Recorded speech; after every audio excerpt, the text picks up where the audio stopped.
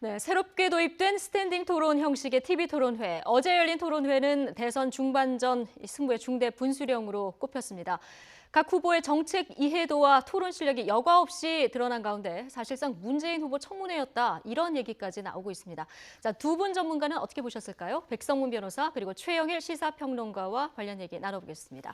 두 분 안녕하십니까? 안녕하세요. 안녕하세요. 네, 어제 TV 토론의 시청률이 26.4%, 관심이 굉장히 네. 높았던 것으로 보이는데요.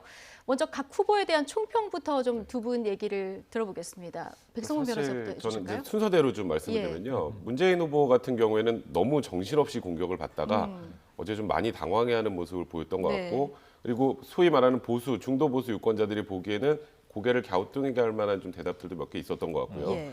그리고 두 번째로 이제 홍준표 후보 같은 경우에는 이제 확실하게 본인은 보수 중에서도 강하게 그 안보를 강조하는 그런 보수다라는 걸 계속 강조하기 위해서 타겟팅을 사실상 문재인 후보에게 가장 많이 놓고, 그리고 안철수 후보 역시 보수가 아니다라는 이미지를 만들기 위해서 굉장히 애썼다라는 생각이 들고요. 예. 유승민 후보는 어제 공격 포인트를 정확하게 뭐 소위 이제 보수들이 좋아하는 안보 프레임에 맞춰서 진짜 보수 적자는 납니다라는 것을 좀 명확하게 부각시키려 노력을 했는데 어느 정도 전 성과가 좀 있었다고 생각이 네. 들고요. 안철수 후보는 사실 1차 토론에서 또 이런 표현을 쓰면 뭐하지만 화만 냈다 이런 얘기가 있었는데, 예, 화난 전교일 네, 때다. 근데 이런 어제는 별칭까지 있었죠. 안철수 후보가 처음부터 좀 약간 썰렁한 농담도 좀 하면서 예. 어떻게든 분위기를 좀 부드럽게 만들어 보려고 노력했다라는 부분은 좀 인정할 만한 것 같고요. 심상정 후보는 본인의 확실한 본인의 그 뭐라고 해야 될까요? 그 성향이나 이런 부분을 여과 없이 잘 드러낸, 그러니까 본인으로서는 굉장히 성공적인 토론이었다. 그런데 어제 전체적으로는 사실 5명이나 되다 보니까 예. 시당초 그 스탠딩 토론하면서 기대했던 것보다는 다소 좀 전체적으로는 좀 미흡하지 않았나 미흡했다. 생각합니다. 전체적으로 미흡했는데 유승민, 심상정 후보에게 조금 점수를 네. 많이 주는 평을 해주셨는데요. 네. 최영일 평론가는 어떻게 보셨습니까? 이게 논리적인 토론만 보면 맞아요. 저도 예. 이제 유승민 후보와 심상정 후보가 대한민국 정치 지형에서 어찌 보면 우파와 좌파, 진보와 보수를 대표하는 이 그야말로 컨텐츠가 있는 토론자로 대선 주자로 나와서 토론을 이끌어갔다 이렇게 평가를 합니다. 예. 다만 문제가 말싸움에서 이겼다고 토론의 승자인 게 아니에요. 유승민 후보와 심상정 후보는 어제 굉장히 좀 차가워 보였어요. 예. 그래서 이 시청자들에게 아, 논리적이다, 말 잘한다, 또 자신감도 있구나, 자기가 가지고 있는 컨텐츠가 뚜렷하네, 이런 이제 인상은 심어줬는데 이것이 지지로 이어질 것인가 하는 것은 예. 물음표가 여전히 있어요. 그러면 이제 나머지 세 후보 어찌 보면 이제 주로 물고 물리는 이 격전을 벌인 쪽인데, 홍준표 후보는 처음에 유승민 후보를 제압하기 위해서 어차피 대선 끝나면 합쳐질 땅이다 이런 얘기까지 했어요. 예. 굉장히 모욕적으로 느낄 수 있는 대목입니다. 그러니까 선제 공격을 했는데 사실은 안, 문 두 후보를 굉장히 공격하면서 또 이 한쪽에 유승민 후보를 계속 이제 제압해야 되는, 예. 그러니까 이런 이제 이 이미지를 구사했는데 홍준표 후보는 어제 성공적이었습니다. 홍준표 사실은. 후보가 오히려 또 성공적이었다 네. 이렇게 보시는군요. 그러니까 예. 1차 때는 웃음과 재미를 주는 역할, 감초 역할로 세탁기 발언하고 좀 그랬는데 네. 어제는 자신의 이 단점, 문제점까지도 해소를 했어요. 예. 뭐냐 하면 이제 경남도지사 시절의 문제에 대해서 문재인 후보의 공격, 1위 후보의 공격을 받았는데 다 받아냈어요. 네. 그리고 또 한 가지는 심상정 후보에게 여성을 종으로 하느냐 아주 굉장히 호되게 혼났죠. 근데 사과했습니다. 사과까지 사과함으로써 했습니다, 어제. 훈훈하게 마무리를 지었어요. 예. 그러면서 공격할 거는 또 다 했어요. 그래서 홍준표 후보가 제가 보기엔 어제 싫어하는 반대층에게는 비호감도가 더 올라갔을지언정 지지층을 결속하는 효과를 다소 내지 않았겠느냐, 전 플러스 득점을 했을 것이라고 생각을 해보고요. 네. 여론조사에서 확인을 해보고 양강 주자 2명은 사실은 매의 장사 없지 않습니까? 문재인 후보 아까 말씀하신 대로 문재인 청문회였어요. 네. 뭐 1대4로 싸웠다 해도 거의 과언이 아닌데 그렇죠. 제가 보기엔 여러 부분에서 허점이 드러날 수밖에 없는, 그것은 뭐 본인이 준비를 잘했더라도 너무나 난탈당하다 보니 할 수 없는 대목이기도 한데 네. 룰이 불리했다 이렇게 주장할 이 여지도 있습니다. 예. 그럼에도 불구하고 어쨌든 어제 좀 당혹한 기색 또는 수세적인 모습 이런 걸 네. 많이 보이면서 실점했다, 저는 이렇게 보고요. 네. 어제는 승자가 전혀 없었으나 패자가 있다면 문재인 후보가 손해를 가장 많이 본 후보가 될 것이고, 아무래도 질문을 많이 네. 받다 보니까 안철수 불리한 후보는 상황일 수밖에. 선방했습니다. 1차 때보다는 이미지가 좀 여유로워졌고 웃음도 예. 많이 띄었고 그리고 공격을 덜 받다 보니까 가만히 있어도 선방하는 게임에 좀 득을 입었다 이렇게 네. 평가할 수 있겠습니다. 예, 두 분 이제 총평을 들어봤는데 네. 지금 말씀하셨듯이 질문 개수가요. 문재인 네. 후보에게 18개, 안철수 후보에게 14개, 그리고 심지어 심상정 후보 정말 준비 많이 네. 하셨을 텐데 질문이 하나도 없었죠. 네. 오지 않았습니다. 그러니까 사실 어제 그래서 이 TV 토론, 오자 토론의 한계를 좀 일정 부분 보여줬다는 생각이 예. 들어요. 룰을 다시 세팅해야 됩니다. 이 정도 되면. 음. 이게 아까 말씀하셨던 것처럼 어제 문재인 후보가 어쨌건 마이너스, 그러니까 실점을 기록했다라는 거는 뭐 누가 봐도 아마 비슷한 평가를 내릴 수 있었을 텐데 그 이유를 생각을 해보면 진짜 말씀하셨던 매는 장사가 없다는 네. 것처럼 질문 뭐 대부분 중에 거의 한 절반 이상이 문재인 후보에게 특히 몰리는 초반에는 상황이 되니까 특히 더 그랬습니다. 그냥 예. 계속 모든 후보들이 문재인 후보에게 묻고 문재인 후보가 답하면 다른 후보가 문재인 후보에게 묻고 문재인 후보가 답하고 이제 그런 상황이 연출되다 보니까 마이너스 실점을 더 많이 기록하게 된 건데 그렇다면은 이건 좀 물론 1위 후보로서 어쩔 수 없이 감내해야 되는 부분이라고 평가하시는 분들도 있지만 네. 일정 부분 뭐 질문을 할 때 뭐 지금 나에게 주어진 시간 중에 총 최소한 3명한테 질문을 해야 된다라거나 뭐 이렇게 룰을 좀 정확하게 만들어서 전체적인 후보들의 다 정견들을 제대로 들을 수 있었으면 좋겠다라는 생각이 좀 네. 많이 들었기 때문에 그런 면에서 보면 이 오자 토론의 일정 부분의 한계는 어제 또 보였다는 생각이 좀 들어요. 룰을 조금 다시 세팅할 필요가 네. 있다 이런 얘기 해주셨는데요. 이 부분은 어떻습니까? 네. 이 스탠딩 토론 방식 굉장히 기대를 많이 했는데 네. 저희가 화면으로 계속 보여드리고 있습니다만은 잘 네. 봐야 서 있구나 네네. 이런 느낌이 사실 들거든요. 스탠딩이라는 이 대목 이게 사실 예. 수식어에 불과한데 뭐 앉아서 하느냐 서서 하느냐 큰 차이는 없어 보이는데요.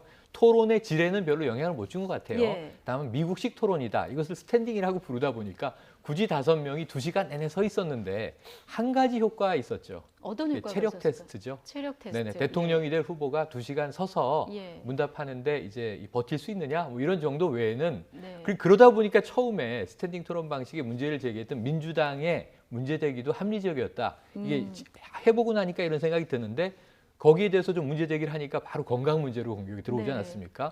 2시간 서서 이제 토론하는 게 힘드신가 보죠. 건강 문제를 제기했는데 뭐 5분 다 건강에 문제가 없이 2시간 거뜬히 서서 주고받을 수 있는 체력은 된다는 건 확인을 했는데 참 기대했던 것에 비해서는 스탠딩은 큰 의미가 없었던 것 아닌가. 네. 그리고 오히려 질문과 답변의 시간을 이 각각 배당하는 게 옳지 않았었겠는가.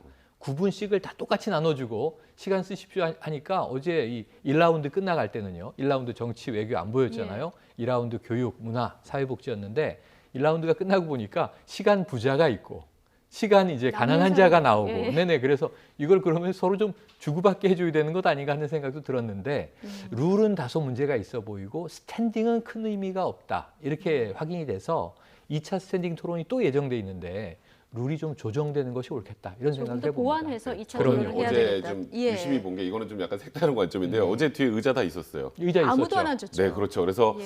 저도 어제 아무도 안 앉을 것이다라고 생각을 했는데 그래서 혹시라도 어떤 분이 좀 앉을까 했는데요. 아까 말씀하셨던 것처럼 지금 어제 스탠딩 토론이 사실 어찌 보면 이게 굳이 스탠딩을 할 필요가 있었을까라는 얘기가 나오는 상황에서 앉는 거와 관련해서 아까 건강 문제로 연결을 자꾸 시키니까 예. 아무도 앉을 수가 없었던 어제 그렇죠. 사실 좀 앉으셔도 됐을 텐데 아까 홍준표 후보는 무릎이 굉장히 아팠다는 말로 끝나고 나서 네. 하셨었음에도 불구하고 홍준표 후보도 한 번은 안 앉으시더라고요. 전 그래서 누가 앉나 열심히 봤으나 혹여라도 꼬투리 잡힐까봐 아무도 앉지 않더라. 사실 그 부분이 굉장히 재밌었습니다. 앉았다가는 뭐 패배자 이런 그렇죠. 뭐 느낌을 줄 수 있기 때문에 앉으면 그게 더 구설이 됐을 거예요. 그러니까요. 아마도. 그래서 앉을 수 없는 그런 네. 상황. 예.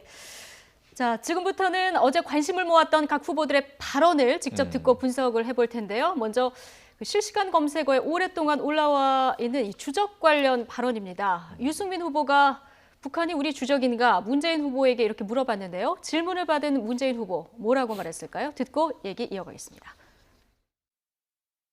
북한이 주적입니까? 북한이 우리 주적입니까? 주적.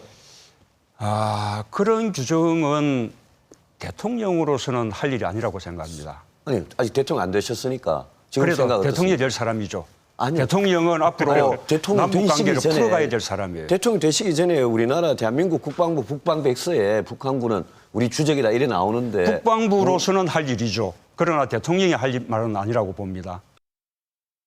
예.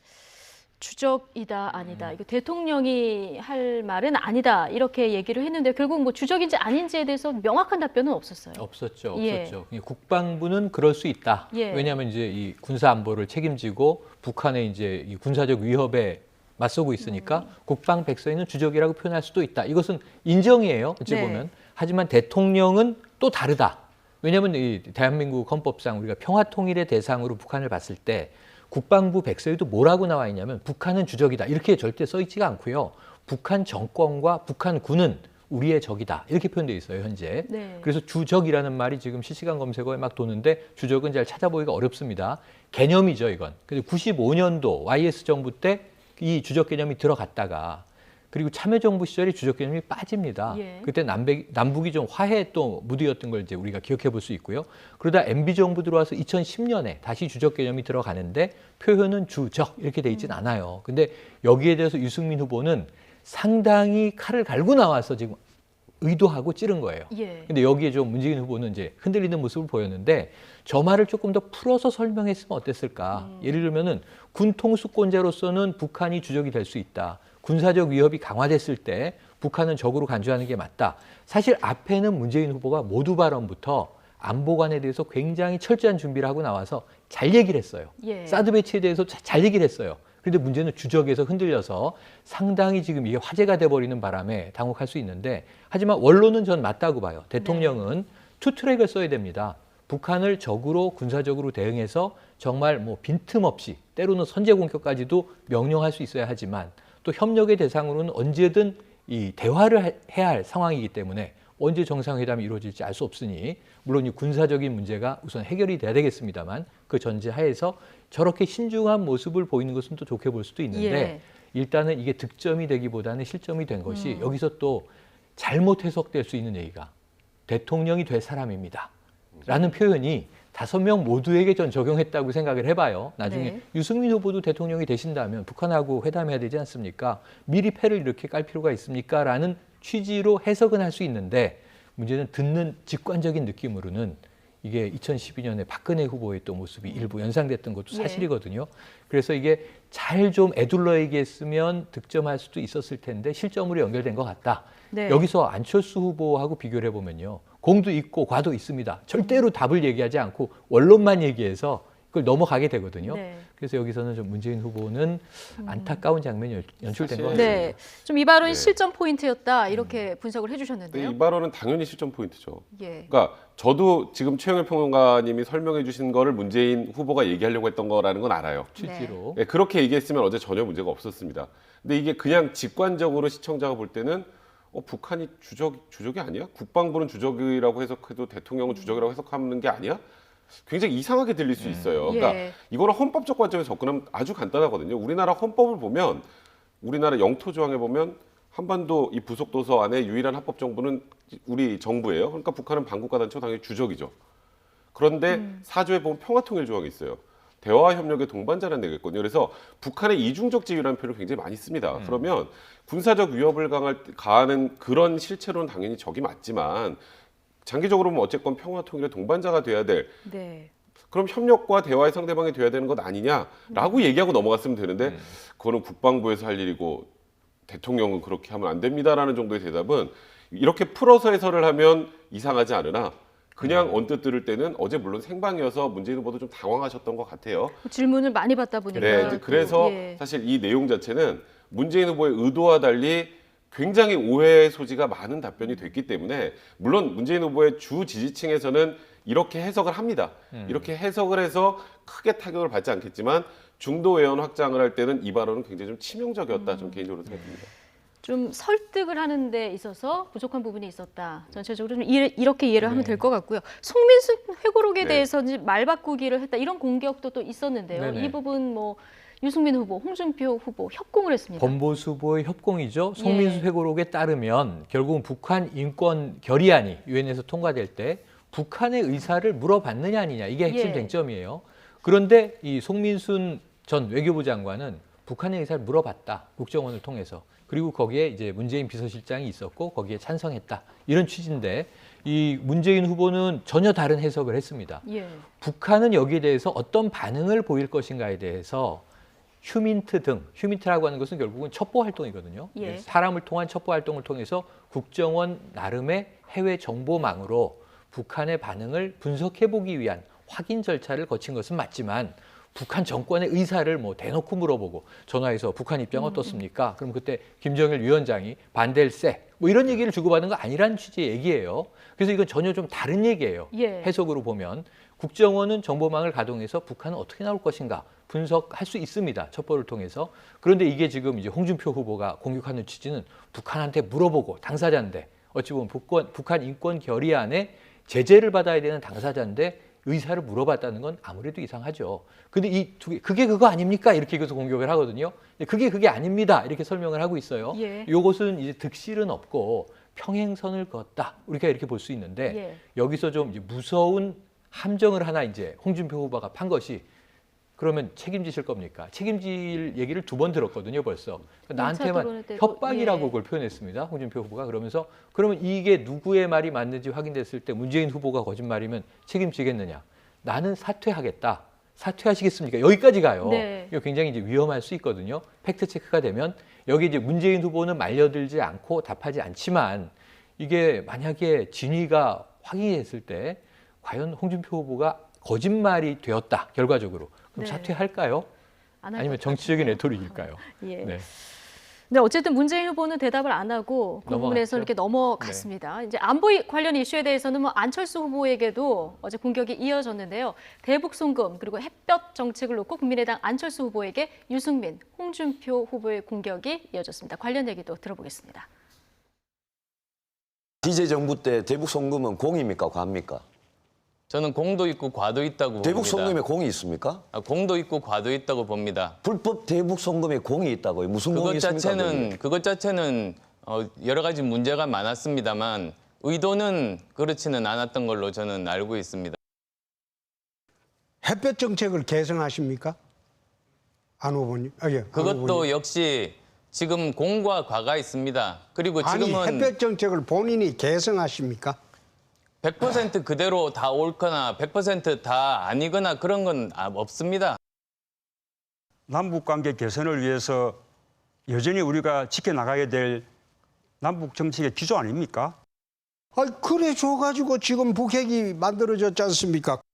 대북 송금이 도대체 몇 년 지난 얘기입니까? 매 선거 때마다 그 대북 송금을 아직도 우려먹습니까?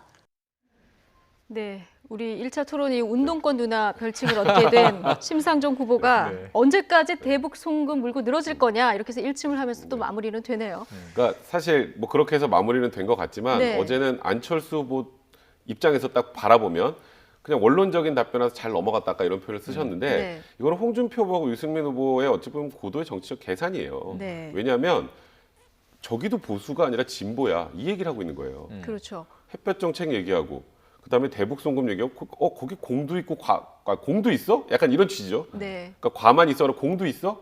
햇볕 정책 거기 그 안에 있는 의원들 박지원 대표 다 햇볕 정책 계승자들 아니야? 그 의미는 여기도 진보입니다예요. 그 얘기를 하고 싶은 거예요. 그러니까 안철수 후보의 어떤 대답을 드러낸다라기보다는 이 보고 있는 시청자들한테 그러니까 쉽게 말해서 홍준표 후보가 얘기하는 것처럼 지금 뭐 이런 표현 쓰죠. 좌파 둘, 뭐 얼치기 좌파 하나, 보수는 자기 혼자라고 하니까 보수 자기 혼자. 근데 뭐 당연히 그럼 내가 이겨야 되는 거 아니야? 지면 이건 빠져 죽어야 된다 이런 표현까지 쓰면서 예. 계속 그 부분을 강조하는 건 중도 보수층들 제발 정신 차리고 저쪽이 아니라 이쪽으로 좀 마음을 돌려주세요라는 취지로 사실 안철수 후보에게 굳이 이런 공격 안 해도 되거든요. 예. 어떤 대답 나올지 뻔하잖아요.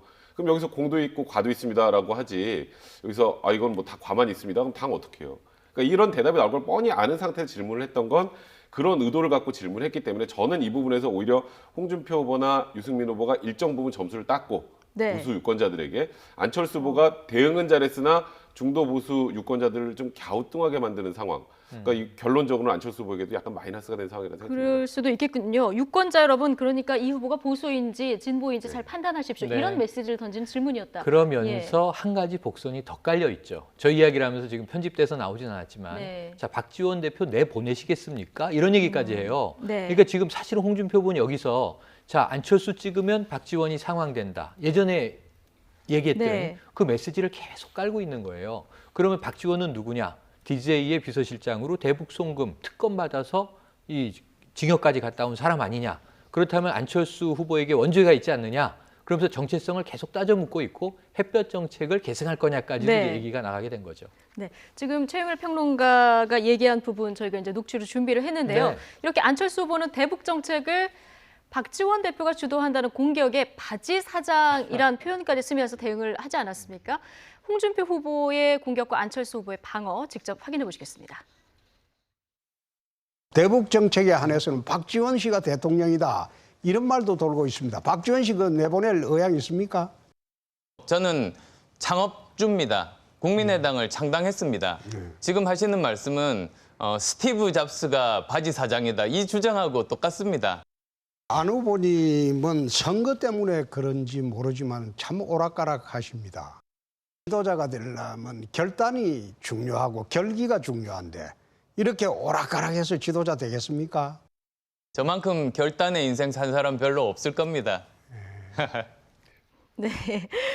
마지막에 하하 이렇게 웃어서 넘기는데 1차 TV 토론 때 좀 딱딱했다 이런 평을 좀 의식한 것 같아요. 어제는 계속 많이 좀 웃으려고 노력을 한 것 같습니다. 시작할 때부터 웃으려고 노력을 했고요. 예. 사실 아까 저런 질문을 1차 때 받았으면 완전히 그 험악한 인상으로 예. 쌩 하면서 그냥 돌렸을 거예요. 그런데 네. 어제는 어떻게든 대답을 다 하고 마지막에 하하 좀 많이 어색하긴 하지만 예, 좀 웃는 어색하긴 모습을 좀 합니다. 보여주는 건 그때 당시에 그랬잖아요. 그러니까 지금 어쨌건 안철수 중심으로 여기까지 끌고 왔죠. 그러니까 근데 나중에 이제 대통령이 되면 40석밖에 없는 국민의당이 어떻게 그럼 정권을 끌고 나갈 수 있지? 그럼 결국 나중에 협치하겠다는 표현을 하잖아요. 근데 그날 모든 후보들을 대할 때 안철수 후보의 표정은 난 당신들하고는 안 해였어요. 그러니까 거기에서 좀 갸우뚱해서 1차 TV 토론 끝나고 안철수 후보 지지율이 조금 정체되면서 빠지는 느낌이 있었거든요. 근데 네. 이 빠지는 게 다른 데로 간 게 아니라 부동층으로 나왔어요. 그러니까 좀 다시 봐야겠는데 라는 느낌의 상황이 연출이 됐기 때문에 이번에 사실 안철수 후보가 가장 중요했던 건 여유와 웃음이었거든요. 근데 어제 최소한 그 부분은 보여줬다는 측면에서는 안 후보가 일정 부분 점수를 땄다고 할 수 있는데 네. 근데 결국은 질문에 대해서는 다 회피하고 도망가는 모양새긴 했어요. 어제 그 사실 바지 사장론 그 얘기가 나온 것도 지금 계속 홍준표 후보는 줄기차게 거기 박지원 대표가 있잖아. 그러니까 거기 햇볕 정책 아니야. 당신들 진보 아니야. 근데 지금 보수표 받으려고 그랬으면 나중에 대통령 되면 박지원 내보내야지 이 얘기를 하는 거거든요. 네. 근데 거기서 저 내보내겠습니다 못하죠. 그렇다면 여기서 그냥 우리 당에는 다양한 의견을 가지신 분들도 있고 하지만 나는 내가 홀몸으로 나와서 국민의당을 끌고 나와서 4.13 총선에서도 결과를 냈고 이번에도 이렇게 내고 있다는 측면 정도로 직격탄을 그냥 날렸으면 됐을 텐데 바지 사장 얘기하면서 스티브 잡스 얘기를 한 건 약간 다소 좀 생뚱맞았다는 생각이 좀 개인적으로 생뚱맞게 좀 튀었다. 좋은 예. 회피 전략이에요. 왜냐하면 스티브 잡스의 이미지를 본인에게 한 번 더 끌어들여서 IT 전문 CEO 출신의 이제 대통령 후보 이 이미지까지 연결해서 좋은데 사실 내막을 알고 보면 스티브 잡스가 애플 창업주가 맞지만 쫓겨난 적도 있습니다. 그렇죠. 예, 쫓겨나서 뭐 조그만 픽사 스튜디오에 가서 토이스토리라는 또 애니메이션 만들어서 다시 성공하고 다시 이제 본사가 실적이 안 좋으니까 불려와서 연봉 $1 받고 이제 일을 하는 거거든요. 그러니까 그런 이제 여러 가지 스티브 잡스의 부침과 대비해 보면 스티브 잡스가 애플을 늘 장악하고 있었던 것만 아니다. 이런 여러 가지 논란의 소스들이 있는데 네. 어쨌든 잡스 이미지하고 연결시키고 넘어간 것, 그건 잘한 것 같습니다. 네, 이건 좋은 전략이었다. 네. 예. 뭐 어쨌든 어제 굉장히 치열한 난투극이 벌어졌는데요. 후보들은 숨 돌릴 틈 없이 공방에 이제 말 실수를 하기도 했고요. 나름의 썰렁한 유머를 구사하기도 했습니다. 차현주 앵커가 어제 TV 토론의 이모저모를 좀 모아봤습니다. 120분 동안 생방송으로 진행된 어제 토론회, 난투극을 방불케 할 만큼 뜨거웠죠. 뜨거웠던 만큼 이번 토론회에서도 후보들의 작은 실수들이 포착됐는데요. 지켜보는 유권자들을 실속해도 또 민망하게도 한 장면들 모았습니다. 지난 13일에 열린 1차 토론회에서도 유승민 후보를 유시민이라고 잘못 말한 문재인 후보. 이번에도 같은 실수를 했는데요. 들어보시죠. 사회적 합의 기구에서 재원 조달 방안을 어떻게 마련합니까? 오히려 유승민 후보야말로 그때 했던 합의를 지켜야죠. 썰렁한 개그, 이른바 아재 개그를 자주 시도하는 안철수 후보.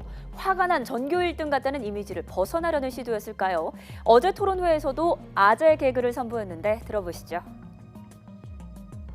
1번과 2번 중에서 한쪽을 선택해서 눌러주시면 후보들께서 다수가 선택한 질문지를 제가 읽어드리도록 하겠습니다. 3번은 없습니까? 저는 3번 누르고 싶은데. 그리고 제가 그 안철수 후보님의 문제 인식에 대해서 지적하고자 하는 것은 문제인식이면 여기 질문하시는 거죠? 죄송합니다. 우리 안철수 후보님인데. 홍준표 후보는 지난번 세탁기 발언 수준은 아니었지만 이번에도 거친 발언을 이어갔는데요. 말문이 막힐 땐 어이가 없다며 답변을 회피하기도 했습니다. 마지막으로 들어보시죠. 시간 우리 둘 다 28초 남았는데 우리끼리 이야기 좀 합시다. 그 박근혜 대통령 그 자유한국당에서 당원권 정지를 시켰더라고요. 꼭 이정이 보는 것 같아서 주적은 적입니다. 아니 거기에 대해 설명을 좀 해보세요. 설명을. 어이가 없어. 네. 자, 차현주 앵커가 정말 쏙쏙 뽑아서 잘 정리를 해줬는데요. 안철수 후보 3번은 제가 누르고 싶은데 3번은 없습니까? 하하. 네. 예. 그리고 문재인식 얘기가 나오니까 문재인 후보에게 네. 이 아재 개그 어떻게 보셨습니까? 사실 안철수 후보가 첫 번 TV 토론에서 그 문제 제기를 당했던 그 화난 정교 1등 같다라는 이미지를 벗으려고 애시당초 아재 개그를 준비를 하고 나오신 것 같아요. 예. 그러니까 저는 첫 번째 아이고 3번은 없습니까? 하하하. 사실 굉장히 썰렁하긴 했지만 네. 그래도 그냥 보는 입장에서 오늘은 그래도 좀 여유가 있네. 그러니까 이게 웃기고 안 웃기가 문제가 아니라 네. 여유가 좀 있네. 그리고 아까 심상정 후보가 질문하는 거에서도 문제인식, 그 문재인 후보 뭐 이렇게 얘기를 하는 거 물론 썰렁하죠. 그거 아무도 안 웃잖아요. 그 상황에서. 그렇지만 시청자들이 바라보는 관점에서는 오늘은 안철수 후보가 좀 여유가 있네. 여유를 찾았네. 미소를 띠네. 조금 포용력이 보이네. 이런 이미지로 좋게 전이가 될 수 있는 상황이었기 때문에 뭐 이렇게 표현하면 맞을 것 같습니다. 웃기진 않았지만 그래도 효과는 있었다. 웃기진 않았지만 효과는 있었다. 최영일 네. 평론가는 어떻게 보셨어요? 저도 이 화난 거보단 낫죠. 그러니까 이 우리 속담에 웃는 얼굴에 침 못 뱉는다. 이거는 정설이에요. 제가 보기엔 특히 정치인은 시청자들이 지켜보면서 화난 거보다는 웃는 게 낫고요. 썰렁하더라도 이왕이면 더 세련되고 좀 고급스러운 유머로 위트 있게 시청자도 즐겁게 해주고 분위기를 풀었으면 웃음의 주도권을 가지고 굉장히 점수를 따는 건데 지금 그런 후보는 거의 없었고 어제 오히려 저는 훈훈했던 후보는 홍준표 후보인데 그 이 설거지, 집안일 등 하늘이 여성에게 시킨 일이라고 해서 논란이 컸죠. 어제 안철수 후보도 문제 제기였고 심상정 후보는 유일한 또 홍일점 아닙니까? 여자가 종입니까? 뭐 이런 얘기를 했는데 어물어물 넘어가려고 이 스트롱맨 얘기를 하다가 결국 마지막에 사과를 해서 제가 보기엔 그것을 어제 2차 토론에서 털고 가게 됐어요. 홍준표 후보는. 그러니까 어제 좀 이게 굉장히 위기에 몰리는 듯 했지만 훈훈하게 해결돼서 홍준표 후보는 이제는 이 앵그리 홍보다는 굉장히 좀 재미있는 아재 이런 또 반열에 올라간 것 같습니다. 이 설거지 사과 발언은 저희가 하이라이트로 뽑아서 가장 그래요? 맨 뒤로 지금 뽑아놨거든요. 잠시 후에 역시. 들려드리도록 하겠습니다. 문재인 후보는 또 이름 실수를 했습니다. 또 유승민 후보를 유시민 후보라고 얘기를 했는데 이번엔 또 정정하고 넘어가는 사람도 없었습니다. 그러니까 사실 저번 1차 토론회 때도 유시민 후보 한 번 있었죠. 그다음에 이재명 부회장이 또 한 번 있었습니다. 그렇죠. 그래서 이재명 부회장을 그렇게 얘기를 했죠. 그래서 사실 물론 하다 보면 긴장해서 나오는 말실수겠지만 과거에 뭐 이런 문제가 뭐 있었죠. 무슨 문재인 침해설 그래가지고 막 인터넷 유포되고 다 허위 사실이고 악의적이다라고 했는데 거기에 적시됐던 내용들이 자꾸 이름을 그렇게 실수해서 부른다라는 거였거든요. 그런 이미지를 자꾸 보여주는 건 좋지 않아요. 그래서 사실 저는 어제 제가 보기에 다른 후보들이 긴장해서 정정을 안 해줬던 것 같고 잘 그 부분이 안 들렸던 것 같은데 문재인 후보가 딱 그렇게 얘기해서 실수 이건 제가 좀 잘못했네요라고 끊고 넘어가야 그냥 보는 시청자들도 이해가 될 텐데 사실 저는 이름을 자꾸 실수하는 것 그게 긴장해서 나온 거지 무슨 뭐 문재인 후보가 건강의 문제거나 이런 거라고 전혀 의심하지는 않지만 어쨌건 지금 선거에 제일 중요한 거 지금 남은 기간 얼마 되지 않아서 이미지가 제일 중요하단 말이에요. 이번 선거는 사실 어쩔 수 없이 60일 안에 후다다다닥 치러야 되는 선거기 때문에 제대로 된 정책 공약이나 이런 부분들을 보고 평가를 하는 것보단 그래서 네거티브가 더 기승을 부리는 거거든요. 이 후보에게 씌워져 있는 이미지가 좋은 이미지인지 나쁜 이미지인지가 가장 중요한데 자꾸 이름을 실수해서 잘못 부르는 건 결코 좋은 이미지는 아닙니다. 그래서 어제 그 부분도 저는 약간 마이너스였다는 생각이 드네요.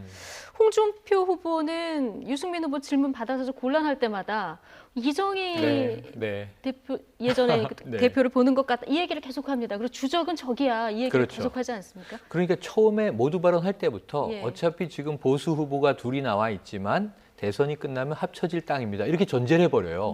그는 바른정당을 가지고 나온 유승민 후보의 굉장히 모욕적인 얘기입니다. 근데 서슴없이 그렇게 해요. 홍 후보의 이제 어찌 보면 스타일이기도 하지만 그런 측면에서 어차피 우리 편으로 흡수해야 될 대상이고 자꾸 나를 공격하지 마라. 이정희 그 2012년 당시 대통령 후보를 왜 거론하는 것일까? 설명이 돼야 되잖아요. 뭐냐면 유승민 후보한테 홍준표 떨어뜨리러 나온 것 같은 후보 역할 하지 마라. 네. 지금 우리의 주적은 저쪽 이제 이 진보측이다라고 하는 얘기를 환기하면서 계속 이 본인의 입지를 범보수 내에서 강화하고 있는 거예요. 이게 제가 보기에는 비논리적인 하나의 그 이미지 정치의 나쁜 패단인데 이게 안타까운 측면이 있어요. 계속 쓰면 먹힐 수도 있다는 거예요. 그래서 이제 제가 보기에는 이게 부작용일지 이제 득일지 실일지인데 사실 야권 지지층이나 전통적인 진보 쪽의 유권자에게는 전혀 어필되지 않고 이게 굉장히 비난받을 일입니다만 지금 홍준표 후보는 그쪽이 중요한 게 아니거든요. 내 이 집토끼부터 우선 모아내는 게 큰일이기 때문에 저걸 계속 의도적으로 쓰고 있는 것이다 이런 생각이 드는데 뭐 결국 이제 한번 이번 토론 이후에 여론조사를 또 지켜보시죠. 네, 지금 열심히 아마 여론조사 기관들이 채점을 네, 아마 하고 그럴 있을 겁니다. 상황일 텐데요. 자, 그런가 하면 어제 토론 도중에 가수 전인권 씨가 등장을 했습니다. 문재인, 안철수 두 후보의 계속되는 공방이죠. 적폐 프레임 속에서 등장한 말인데 이 상황도 한번 보시겠습니다. 문재인 후보님 그 지지자들로부터 심지어 적폐 가수라는 그런 말까지 들었습니다. 이게 옳은 일입니까? 우선은 제가 함으로는 아니지 않습니까? 정치적 입장을 달리한다 그래서 그런 식의 어떤 폭력적이고 모욕적인 그런 식의 문자 폭탄을 보낸다면 그것은 옳지 않다라는 말씀을 드렸죠. 자, 그렇고요. 예, 그런데 문 제가 넘기겠습니다. 예. 후보님께서 양념이라는 말씀을 또 하셨단 말씀이에요.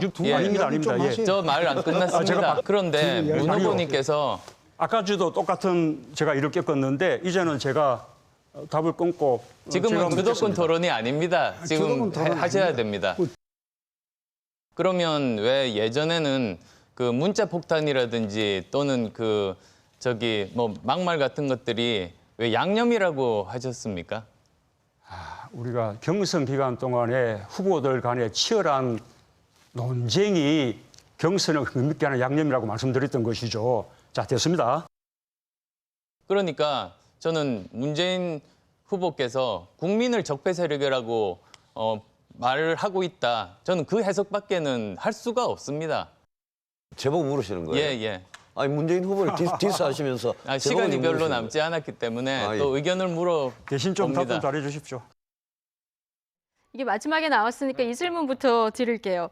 안철수 후보가 한참 문재인 후보 공격을 하다가 질문을 유승민 후보에게 돌렸습니다. 이건 좀 협공을 하자, 좀 도와달라 이런 의미로 해석할 수 있을까요? 뭐 시간이 좀 부족해서 뭐 유승민 후보가 대신 좀 그 부분에 대한 의견을 줬으면 좋겠다는 건데, 그러니까 말 그대로 안철수 후보 입장에서는 지금 문재인 후보를 같이 공격하자라는 취지의 어찌 보면 질문이었죠. 예. 유승민 후보가 별다른 대답을 하지 않고 저렇게 잘 넘어갔는데 사실 이게 문재인 후보의 제일 아픈 부분이에요. 문재인 후보가 지금 경선 통과하자마자 사실 내건 슬로건은 적폐청산이 아니라 통합입니다. 예. 그러니까 통합을 계속 얘기하고 있는데 자꾸 적폐 얘기로 끌어들여요, 안철수 후보가. 왜냐하면 이거 아주 중요한 공격 포인트이기 때문이죠. 거기다가 전인권 씨가 맨 처음에 안희정 지지하다가 다시 안철수 지지한다 이런 표현이 나오니까 또 이 문재인 후보의 열성 지지자들 일부가 또 굉장히 또 안 좋은 문자들을 많이 보낸 것 같습니다. 예. 그럼 다시 그때로 연상시킬 수 있잖아요. 지금 통합을 얘기하는 사람이 본인을 조금만 반대하면 이렇게 적폐 가순이 이렇게 만들어버리는 게 과연 옳은 현상이냐, 이거를 계속 물고 들어가려고 이제 안철수 후보가 얘기를 했는데 사실 문재인 후보 입장에서 사실 이쪽 얘기는 안 하고 싶었을 거예요. 그러니까 어제 계속 뭐 대답도 좀 안 하려고 하시고 하셨는데 이거는 정확하게 정면 돌파해서 끊고 나가야지 계속 아마 제가 보기에 3차, 4차, 5차 TV 토론에서 이거 또 나올 거예요. 네. 이 부분에 대해서 내가 어떻게 대응할 것인가를 확실하게 준비를 하고 나오실 필요가 있는 부분이다 생각이 듭니다. 저는 이 대목은 해석이 좀 달라요. 예. 1라운드가 정치 외교 안보였고 2라운드가 이제 사회, 복지, 교육 이쪽으로 넘어갔는데 2라운드 제일 첫 질문을 안철수 후보가 적폐기로 꺼낸 거예요. 예. 이거는 이 정해져 있는 주제에서 좀 어긋난 거예요. 그러니까 안철수 후보는 어떻게 문재인 보면 좀 뜬금없는 질문이 네, 갑자기 이게 나온 주제와 거죠. 연결된 예. 정견의 이야기가 아니라 결국은 이제 이건 네거티브에 대한 역네거티브를 시도한 건데 공격이죠. 네. 이 공격을 안철수 후보는 단단히 준비했던 것 같습니다. 그래서 질문은 좋지 않았다. 왜냐하면 그 영역에서 벌어진 첫 질문으로는. 네. 하지만 문재인 후보는 이것을 시간 낭비라고 생각했다. 제 생각에는. 그래서 간단하게 답변하고 넘어가고 싶었다. 네. 근데 이걸 집요하게 물고 늘어지는 안철수 후보가 심지어는 문재인 후보는 시간이 없어요. 답변 시간이 안 남았습니다. 시간이 가장 많은 게 유승민 후보예요. 협공이라기보다는 누구에게라도 이 적폐를 하소연하고 싶은 거예요. 저는 안철수 후보가 저 적폐에 집착한 것은 2라운드 취지에서 매우 실점 포인트를 만들어낸 것이다. 후보에게 그런데 실점 이게 포인트가... 실점이 아니었어요. 왜냐하면 예. 문재인 후보가 끊으려고 하다가 이게 서둘러서 뭐랄까요? 네. 심판을 보고 있는 진행자에게까지 이거 제가 지금 얘기하는 시간 아닙니까? 하면서 실랭이가 한참 벌어져요.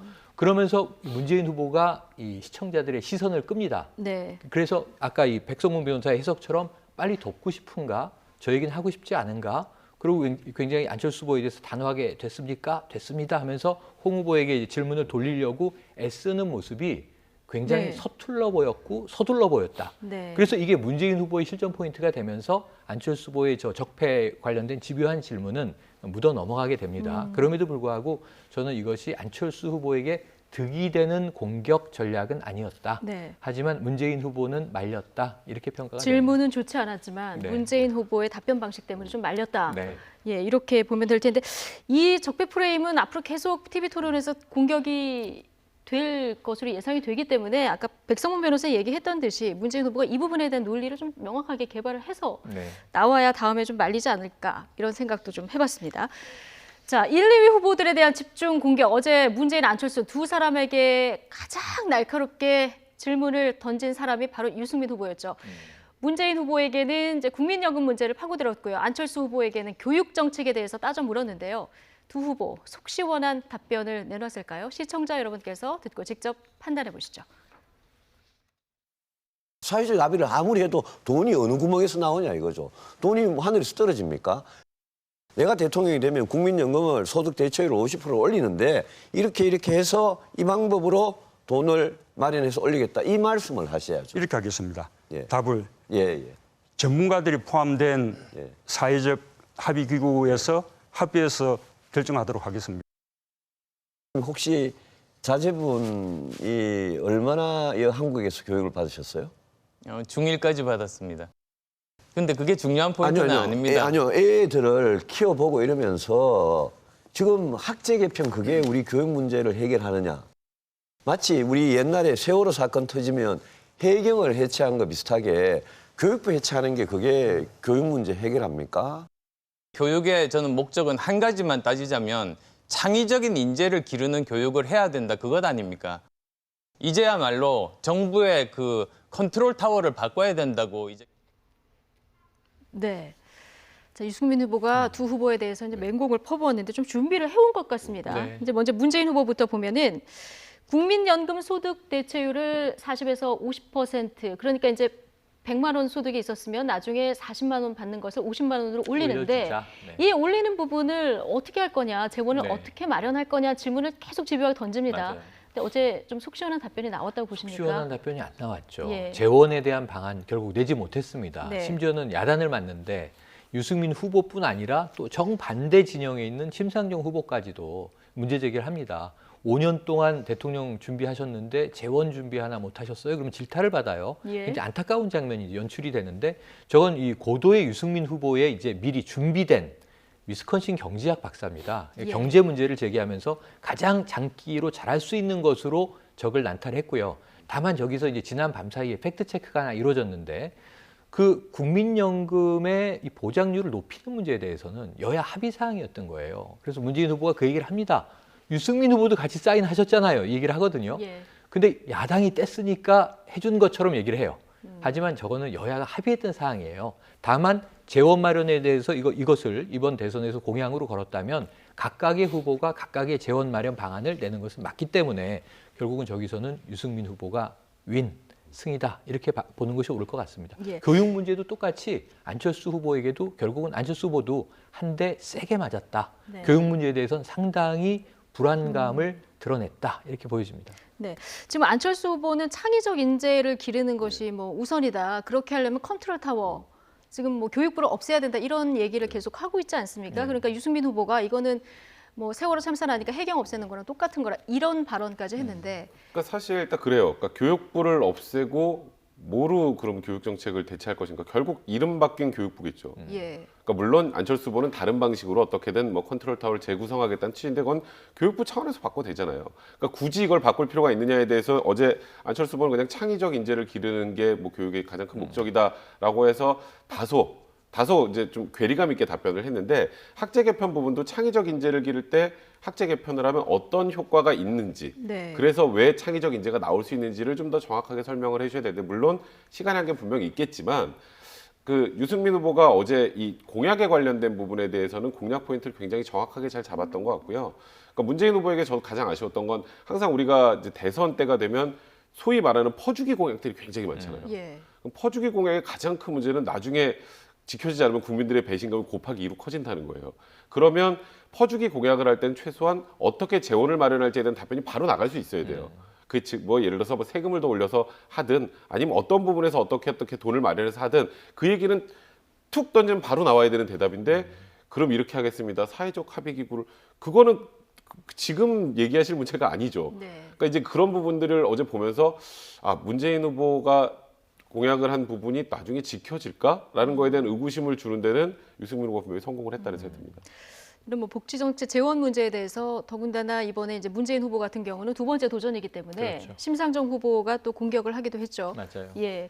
뭐 지금까지 이런 세부적인 공약이 없어서 되겠느냐 뭐 네. 이런 공격을 또 하기도 했어요. 그런 공격을 했을 뿐만 아니라 예. 공약이 여러 차례 바뀌었다. 이 공약이 바뀐 것에 대해서 문재인 후보가 바뀌었다 안 바뀌었다 얘기를 안 하고 그동안은 방침만 발표했을 뿐 숫자로 정한 것은 이 공약이 처음이자 지금 현재 진행형이다라고 답변을 하니까 이 공약 바뀐 걸 모르시는군요라고 이제 공격을 해요. 예. 이게 사실은 지난밤에 누리꾼들이 가장 뭐가 진실이지라고 지금 밤새 찾고 있는 부분인데 이 부분은 사실은 약간의 이제 문제가 경선 과정에서 이재명 후보가 거의 똑같은 공격을 합니다.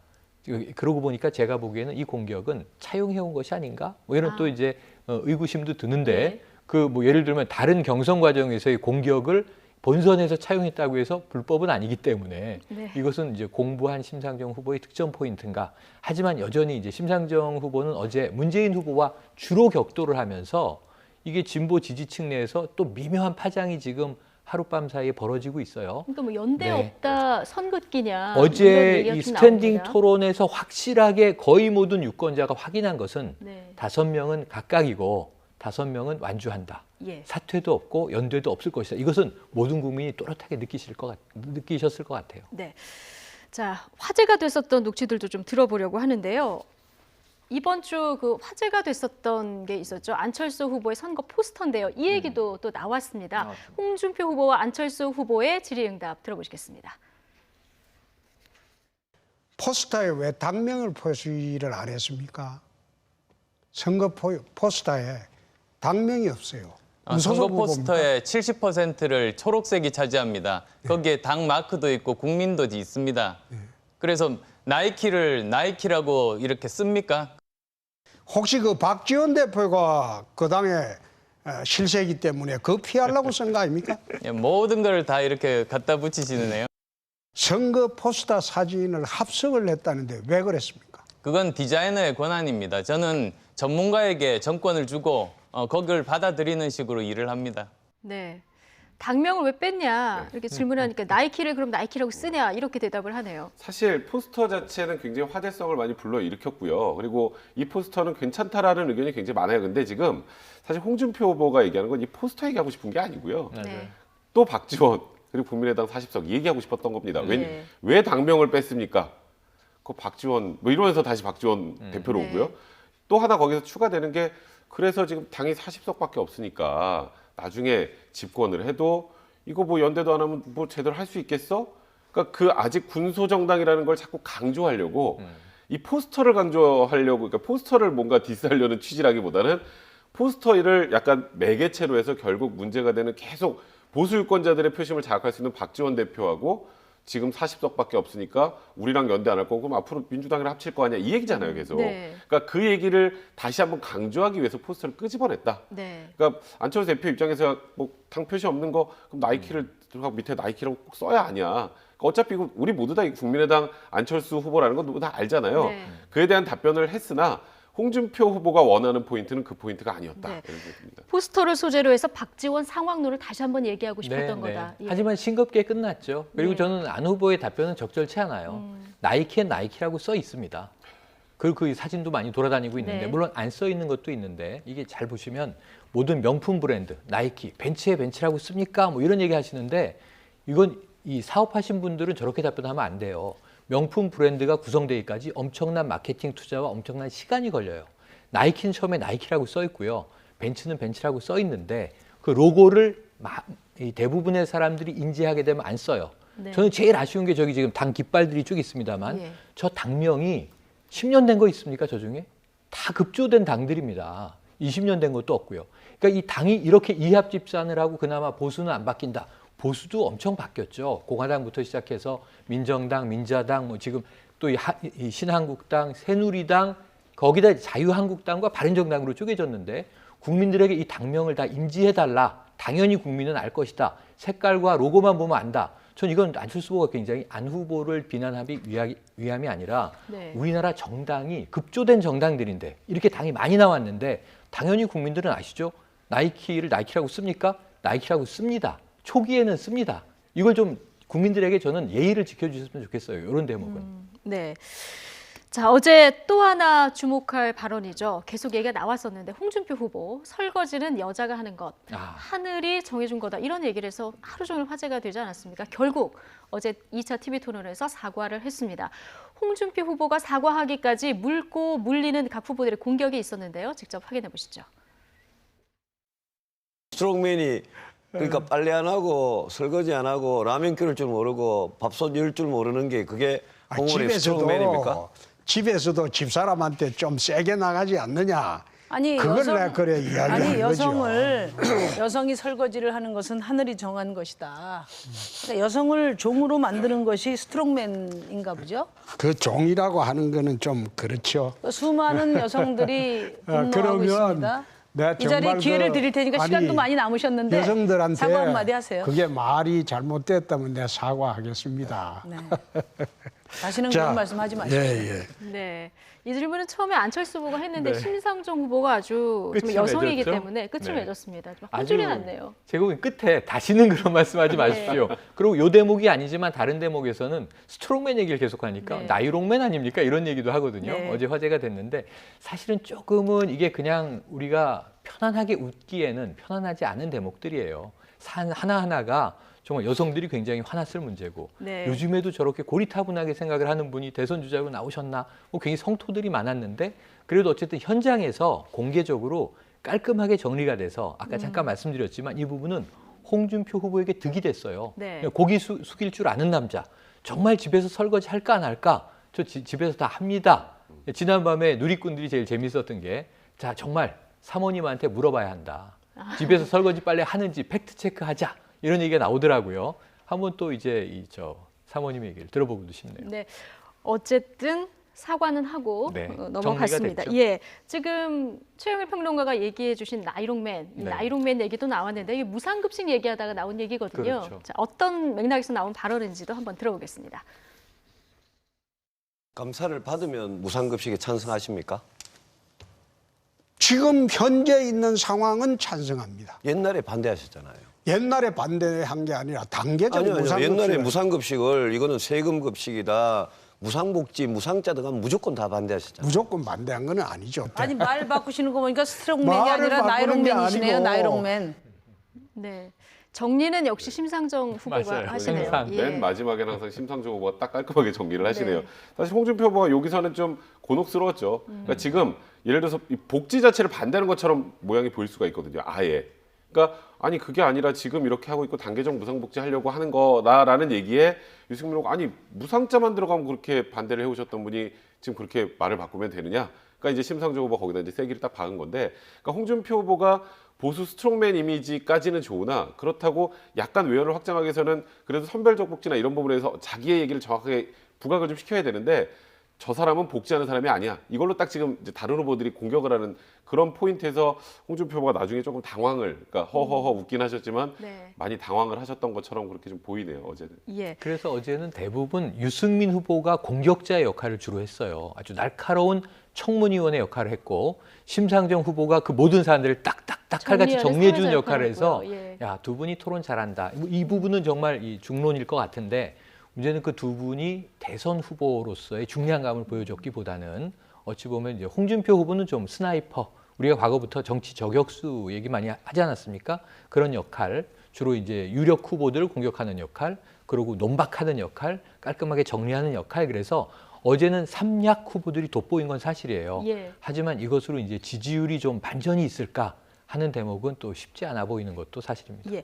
유승민, 심상정 후보가 돋보인 토론이었는데 득점은 어디로 갔을까? 사실 이건 그러니까요. 궁금하거든요. 네. 백성문 변호사는 어떻게 예상하십니까? 사실 이제 문재인 후보에 대해서는 아까 이제 뭐 실점을 많이 했다라는 얘기를 제가 말씀드렸지만 지지층이 이탈은 하진 않을 것 같아요. 워낙 예, 원래 견고하기 경고하니까. 때문에요. 그래서 문재인 후보는 사실 엄청난 실수를 하지 않는 한은 TV 토론에서 마이너스가 될 가능성이 그렇게 높지 않다. 예. 확장성이 줄어들 가능성은 분명히 있겠지만 그런데 이제 제일 중요한 게 결국 저는 어제 안철수 후보라는 표현을 썼거든요. 어제 아침에도 그 얘기를 했는데 안철수 후보의 지지층은 견고하진 않습니다. 그렇죠? 그러니까 한 10%에서 한 2주 동안에 30%로 올라오는 과정에서 소위 말하는 약간 반문 정서에 아 그래도 이 나머지 그러니까 문재인 후보를 제한 나머지 후보 중에서는 여기가 제일 가능성이 많다 해서 몰려 있는 그런 현상이 좀 강하단 말이에요. 그러다 보니까 약간 우클릭도 많이 하고 네. 계시는데 저번 1차 TV 토론 때 갸우뚱하고 이제 부동층으로 빠져나온 분들이 다시 들어가야 되는 상황이거든요. 다시 확장하는 모습 보여줘야 되는데 들어갈 거라고 보십니까? 안철수 후보는 어제 그닥 마이너스를 하진 않았어요. 그리고 여유 있는 모습을 좀 보여줬기 때문에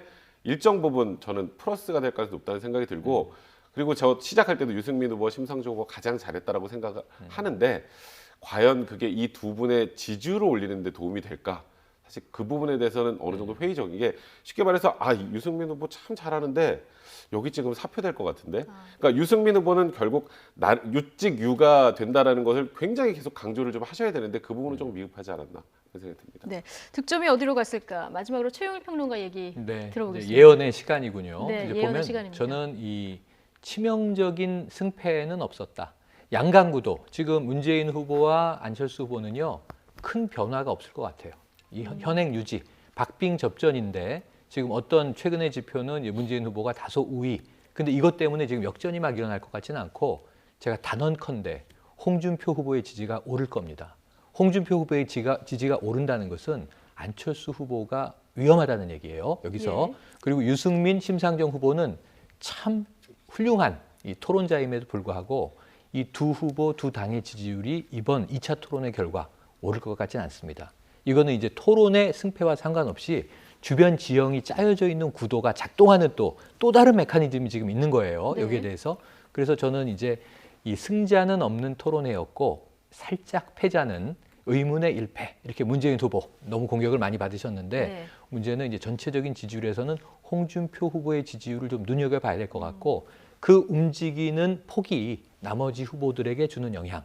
근데 심상정 후보와 유승민 후보는 대권 주자로서의 지지를 여기서 묶어내기는 어려울 것 같아요. 그래서 토론회가 늘 지지에 영향을 주지 않는다라는 그 하나의 가설을 지금 반증할 가능성이 높아 보입니다. 네. 홍준표 후보의 지지율 다음 여론조사에서 좀 지켜봐야 되겠군요. 틀리면 여기 나와서 사과드리겠습니다. 알겠습니다. 예. 지금까지 백성문 변호사 그리고 최영일 시사평론가와 함께했습니다. 두 분 고맙습니다.